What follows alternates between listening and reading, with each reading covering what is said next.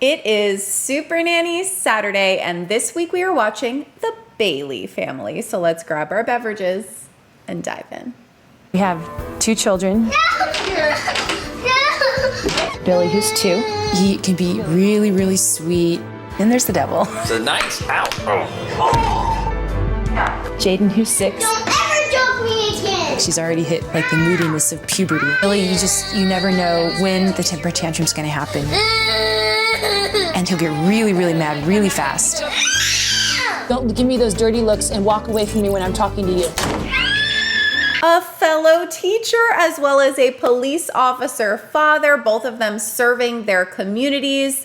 We will have an update at the end and see where they are now. At the time of airing, they had a 2-year-old and a 6-year-old. 2-year-old tantrums, 6-year-old sassiness. It's gonna be a good one. Ma, no. Oh, you didn't want him out? Take 'em. Take 'em. Okay. Bye, take 'em. Is that Jaden's gum? No. If you throw them, you're not gonna be able to play with them. That's a good boy. Billy, you're throwing him. You don't get to play with him right now. No. We have our first example of what's going wrong in the Bailey household. The youngest is in a closet with lots of toys. He's playing with blocks. Mom is standing next to the door. Now, mom is engaging with the son, but just slightly, and you could tell by her energy and by the words that are coming out of her mouth that she's extremely passive in this moment. When I say passive, I mean the opposite of confident. I get it. You have cameras in your house. You got this strange lady in your house. Nobody even knows who Joe Frost is at this moment because we're way back in season 1. So that could be nerve-wracking. We all get like that sometimes when somebody's watching us. It's a little different than when we're alone. Okay, I'll give you that. What begins to happen is she's trying to walk on eggshells around her son so as to not set off the tantrum. Billy, you never know when he's gonna snap. Oh, no. Do you wanna go for time out? No. Go Stop now. screaming. Stop screaming. No. Hey, come on, let's go on time out. I have to say no to him, which is gonna set him off, and he's gonna have a fit and hit and scream and kick. What it makes me think of is that game that we used to play called Perfection. You would set a timer and then you'd quickly have to put these puzzle pieces inside before the timer went off. Because when the timer went off, the blue piece would pop up, the yellow pieces would go flying. It would be a big mess. That's what being around a toddler feels like sometimes. They're fine, they're fine, they're fine, and then they're not fine.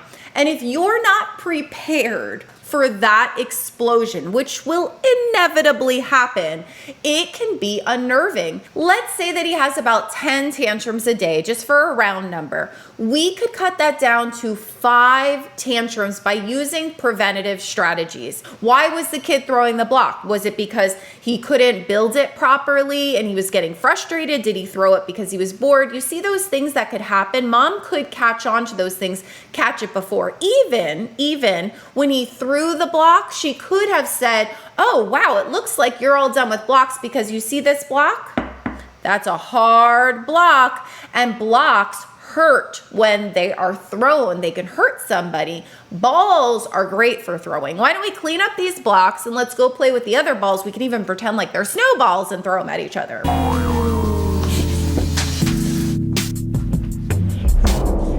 Billy, this isn't funny. You stay in timeout until I come and get you. And Nan's playing games with her completely. She's struggling.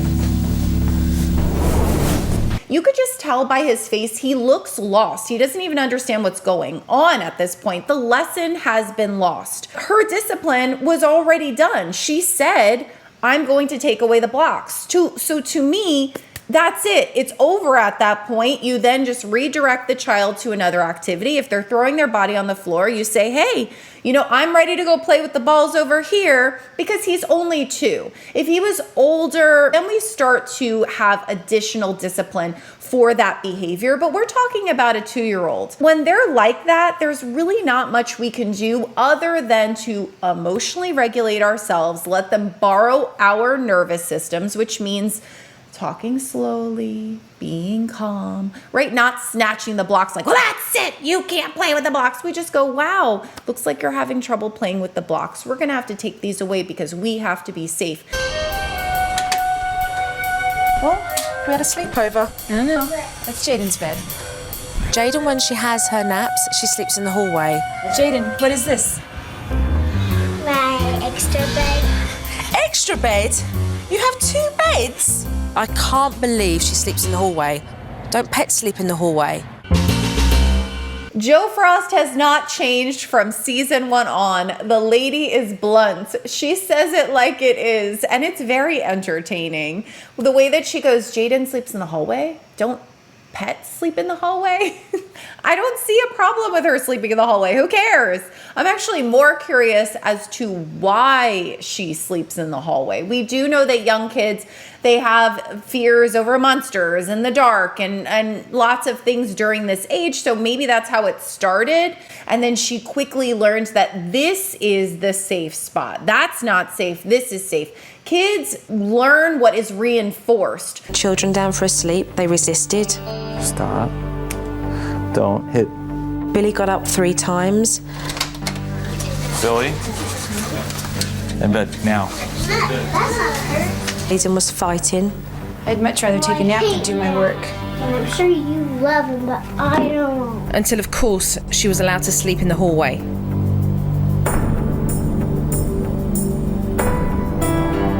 Don't fall into the trap, Mom. When Jaden said, I don't want to take a nap, and then Mom goes, well, I wish I could take a nap. Don't say that. They're not going to turn to you and say, oh, well, you know what? You're right. I should appreciate my naps. Naps are great, and you wish you could have a nap, so I'm going to go lay nicely in my bed for you, Mom. And this is probably going to sound not so nice, but I'm guilty of it too. We have to be careful that we don't stoop to our children's levels. We are the adults, and when we say things like that, it's very childish and immature. That's what it is when we're trying to say, well, I wish I could, Children have been sleeping for 3 hours. Usually Jaden won't go over 2 hours. Yeah. Billy's more likely to sleep longer just because he's younger. Jaden is 6 years old, and today she had a 3-hour sleep. 3 hours. And both Mum and Dad want them back into bed by 7:30. That just isn't happening at all. They've just woke up, a little bit of play, supper, and then by the looks of things, it'll be bath time, bedtime. A 3-hour nap for a 6-year-old? You are asking for sleep time problems. For me personally, I really wanted my kids to sleep at night. I was tapped out. I was just I am one of those moms that once the evening rolls around, like, I love you so much, and you need to go to bed. You need to go to bed. So I actually cut naps purposefully as they were younger so that they would go to bed easier. Now you got to be careful because then an overtired child won't fall asleep at night, the whole thing. But in general, you wouldn't see this happening with me. If Mom's expectation and Dad's expectation are that they are going to go to bed at 7:30, what planet are you living on? That's not going to go well for even a child who is so well disciplined that they're like, yes, Mommy, they're going to lay in bed with their eyeballs open. But we know that's not going to happen because they're not well disciplined. This is going to be a problem. This is gonna be a problem. Drunk? Billy, just help me self-talk. You already had one.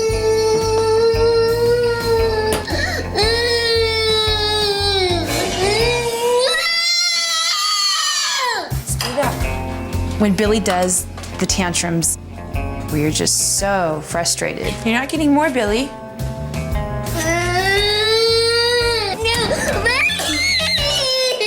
No, you're not going to re-eat the one you spit out. Are you surprised? I'm not surprised. A family that doesn't have a sleeping structure is not going to have a snacking structure. Dad's trying to cook dinner. The kids are in the refrigerator. Problem with the lack of structure is that it's going to lead to more tantrums. So when mom says, this is what happens, he freaks out.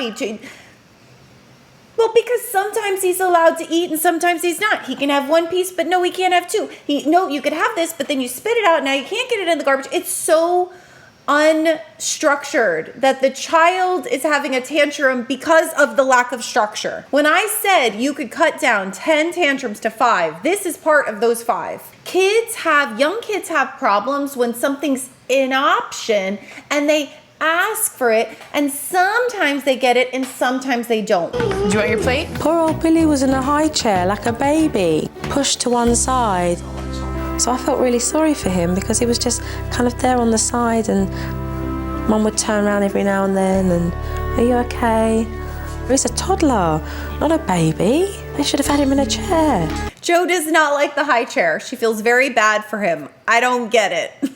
I actually understand why mom probably keeps him in the high chair, because it's a sense of consistency, stability. He can't get out. She knows it works. Don't want to rock the boat. When you have children, sometimes you're just so tired. You're like, I just don't want to deal with anything else. Like, this works. We're just going to stick with this. So I get why mom has him in the high chair. Once she switches from the high chair to one of those booster seats or even just sitting on the chair, you have a new set of problems that you have to deal with, because now the child can get up. If he's just sitting on the chair, or if he's in the booster seat, he might be uncomfortable. You know how kids are. This is uncomfortable. I don't like this. So she's just avoiding it.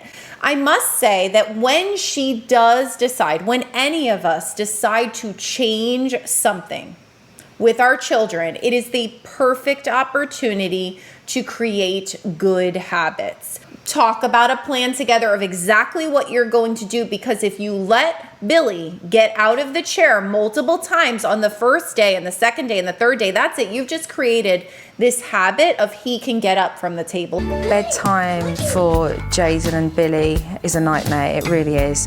Jaden, no. Get down. I'm getting you. I'm not even gonna jump on it. Stop. You pull me off the bed. Go sit in your room. Sassiness is like a bacteria. You know how bacteria does its thing. It grows, it multiplies, it festers in a very particular environment that will allow it to fester. Sending Jaden to her room because she was sassy is allowing that bacteria to fester, because she is not stopping it. Yes, sending her to her room is a consequence, but that didn't teach the skill that Jaden needs right now. And you might be wondering, what skill does she need? She needs to not be sassy. She needs to learn how to communicate when she is upset about something in an appropriate way.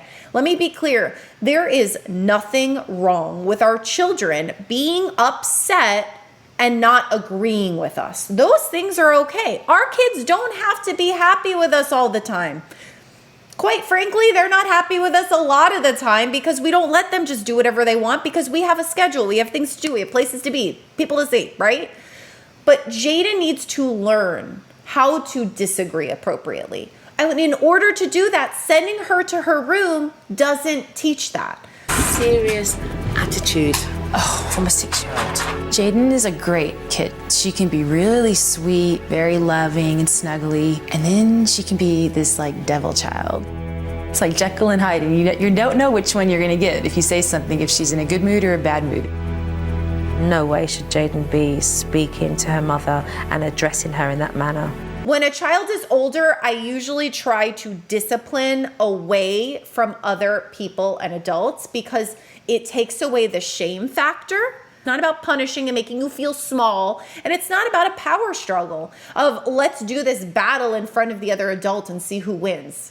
I'm not about that life, okay? I just want to teach you how to do this appropriately. So I would excuse myself from the adult who's in the room, and I would go to Jaden's room. I would say, we are going to talk about something because you are upset. I need you in this moment right now to tell me, because this is what's going to change the sassiness. I need you in this moment to tell me what you were feeling when I told you to get down from the bed. Let her get it out. Let her express herself. Let her say, sometimes you let me jump on the bed and then sometimes you don't. You could imagine her thinking that because it doesn't sound like there's a lot of consistency in the house. And once she gets it out, then you say, okay, I totally hear you. You didn't like that I told you to stop jumping on the bed. Now, if you don't like something, this is how you're going to tell me. Excuse me, mommy, I know that it's getting late and it's almost bedtime. Can I have 5 more minutes to jump on the bed? There's nothing wrong with that. Just teach your kid what to say, Mom. Will she always get a yes from it? No. There are going to be times, my dear, when you ask me to jump on the bed for 5 more minutes, and I'm going to say, yeah, that's not going to happen right now. But you're not going to get your way by being sassy. That will never be the answer. Jayden's sleeping has been a struggle since she was about 1. It's my fault. I take full responsibility for her horrible sleeping patterns. I let her sleep in my bed. She stayed there until she was 4. We were just like, okay, she's getting too big. We can't sleep with her in our bed. Then we put her in a bed in the hallway. We're working on getting her to go to bed in her own room, but 99% of the nights she wakes me up and asks if she can go on her bed in the hallway, which we usually do just so we can all go back to sleep quickly. Yay, we get some more insight as to how Jayden ended up in the hallway sleeping. Mom would allow her to sleep in the bed until she was 4. And then the transition wasn't quite in her room, it was in the hallway. We have a spiffy moment. He's coming around the corner. Hello, come here. Spiffy, I'm over here. He's getting old and I feel like he doesn't quite, like he can't hear where I am. He's looking for me. Come here, I'm right here. Here I am. Come on. Oh, here he is. How are you today, handsome boy? That's not acceptable. Yeah, we're not accepting that behavior. That's the thing you're saying we're not accepting it, okay? But we're looking for an answer, please. We're looking for an answer on to solve that problem. That's why we're doing this. Your tact is way off on how you approached us and started talking to us, okay? You want to talk about respect, okay, this is our house. And people don't come into my house and talk to me the way you just did. Absolute yikes. That parent meeting did not go well. Now, we saw an edited version, and I'm curious what that raw footage looked like. You already came over. You're coming over again? Twice in one episode? I'm just gonna keep you here then. I'm just gonna keep you here if you're just gonna keep coming back. You can't be interrupting like this. It's teaching day. It's teaching day. I was grateful that they even allowed me back into the house. I like to go in with a household routine. It provides stability for children. I'd love you to use the naughty step for Billy.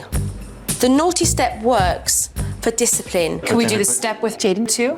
I don't think she'll take to the step because she's older. Instead of using the naughty step for Jayden, I'm introducing the naughty room. Perfect, I think. The parents surprisingly let Joe Frost back in after a very tense parent meeting from yesterday, and she brings a schedule. This schedule has nap times on there. At the end of that nap time, she tells them you need to wake the child up, even if he is still sleeping, because he needs to go to bed at night. Then she introduces the naughty step, which is at the end of the steps where he is going to do his timeout. The parents are like, I don't understand how this is going to help. But what's interesting is when they ask about Jayden, the 6-year-old, Joe then says she's not going to do the naughty step. She's going to do this naughty room. And they have a guest room that's empty. There's really nothing to do in there. And it made me think of something. When you have more than one child and you are implementing discipline, it is beneficial to try and differentiate between what the younger child does for their discipline and the older child does for their discipline. Because an older child does not like to be treated like a baby. Billy, look at Jojo. No, we're playing the game. Don't push the piece is over. Okay. Billy, if you do that again, I'm going to put you on the naughty step. Do you understand me? Right. Did you just push that piece over? Did you? You want sit on the naughty step, please? The way that she looked at him in the eyes, the way that she speaks so clearly, it's a perfect model, because so often you will see a parent talking to a child and the child is not listening. Why are you talking, Mom? Why are you talking, Dad? Nobody's paying attention to you. She makes sure that he's looking and she makes sure that he understands the expectation. She's very clear. Super. Where the child can sit down and reflect on the behaviour that wasn't acceptable. This is not acceptable. We are playing a game. You do not ruin it. Now you stay on that step, please, until you can be a good boy. Billy, I want you to be a good boy now. I want you to say sorry. Yes, okay. Thank you. Now up you get from the step and behave yourself. Up you get. For the love of all things, can we stop saying, are you ready to be a good boy? Are you ready to be a good girl? Are you ready to be nice? Can we stop? Can we stop saying that? Instead, can we just say the behavior that we don't want them to do anymore or that we do want them to do? This boy was placed in timeout because he knocked over a piece on a board game. When he knocked over the piece, he was warned not to do that anymore, and then he did it, so he served his timeout. Joe Frost is looking at him and goes, are you ready to be a good boy now? Can we just say, are you ready to not knock over a piece? Why do we have to label it? Why do we have to label things as good and bad and nice? Be very specific as to what the child's behavior needs to look like instead of labeling them. It's quiet time. It's not time to play with bats and balls. You can sit in your room and play quietly. Jaden, come here. If you talk to me like that again, you're gonna go downstairs in the naughty room. Do you understand? What was that? What was that? Jaden didn't answer her, and down she went into the naughty room. It's great that Mom is no longer allowing that sassiness to fester and continue. When she tells her daughter, hey, it's quiet time, you can't be playing with this ball and this bat, you can do this or you can do that, and then the daughter walks away, she says something under her breath, we don't really hear it or see it, but something happens. When Mom addresses it, she then gets even more sassy and slams the door on her mom. If Mom doesn't do anything in that moment, just like we talked about earlier, it allows the bacteria of sassiness to fester. So instead, she goes in, she says it's an absolutely not, and then she ends up in time out. Something I might add in between is if you've had that conversation of sassiness, you use two words. You say, try again. It gives the child an opportunity to reset and disagree appropriately. What I've got for you, a seat. This is for you. The first night we had Billy sit in his booster seat, I was a little nervous about that. Do you get to sit at a big boy table or do you want to take this off your kid? Yeah. I felt it was going to be a constant battle, keeping the food on the table, not on the floor, keeping him from disrupting everybody else that was sitting at the table. So this is the first time he's in his big chair, and I think he deserves lots of praise. Joe is so good at hyping kids up. She really sets the bar high enough so that kids get that independence and that maturity. Kids love to feel older. They love to feel like they can do it. And Joe gives them that opportunity and she makes it exciting. I love to watch her in action. Because you're a big boy, sitting in your chair. Dinner tonight was great. Billy behaved really well. Jaden and Billy both ate. Billy behaved at the table on the booster seat. And I was wrong. I'm nitpicking because it's what the channel is supposed to be about, is me talking about things. So when she says, look at you, you're such a big boy, I probably would have omitted that part. I would have just said, look at you sitting at the table with your bottom on the booster, with all your food in front of you. Look, you didn't even drop any food. We can just avoid the label words. Here's the downside. This is why I emphasize it so much. We're all gonna miss the mark. You're gonna miss the mark. I'm gonna miss the mark. We miss the mark every day. Even if we wake up in the morning, we go, today's gonna be a great day. You know what? We're gonna F up. We're gonna F up today. We're gonna F up tomorrow. And when we F up, do we want to beat ourselves up and think you are a bad person? If you have that inner voice when you F up and you go, you know what? I'm a bad mom. That's not good for you either. Because the opposite of good is bad. The opposite of big is baby. And so when we say those words, we're kind of saying, well, when you don't do it, you're a baby. When you don't do good things, you're bad. Jaden to sleep in her own bed like a big girl. Okay? And we're going to get rid of that silly old couch there in the hallway because we don't need it. All of a sudden, I felt her body start to shudder. You'll do it, honey. Keep talking. You'll be okay, Jaden. You're a big girl. You can do it. You're a big girl, honey. If you have a bad dream, you can tell mommy, and I'll come back in here and tuck you back in your bed, okay? When our children are having a hard time, it is very tempting to reassure them, you'll be fine. You're okay. What they need in those moments is to be assured that their feelings are very normal. So we can look at Jaden and go, your heart is racing. You're crying and you're shaking because you're nervous because you normally sleep in the hallway. The way that your heart is racing and the way that you feel is all very normal because when we do something that's different, our body is wondering, am I safe? So how you're feeling means that your body works. And then we share with them, and what's going to help your body is to show your body that you are safe. So this is going to feel hard the first time, but it's going to feel less hard the next time and the time after that. And you're going to show your body that you are safe in your bed. So what you're feeling right now is totally normal. It means your body's working. Oh, here she is. It's the queen of the house. Hey, what happened? She got over it. She's in her bed. Yeah.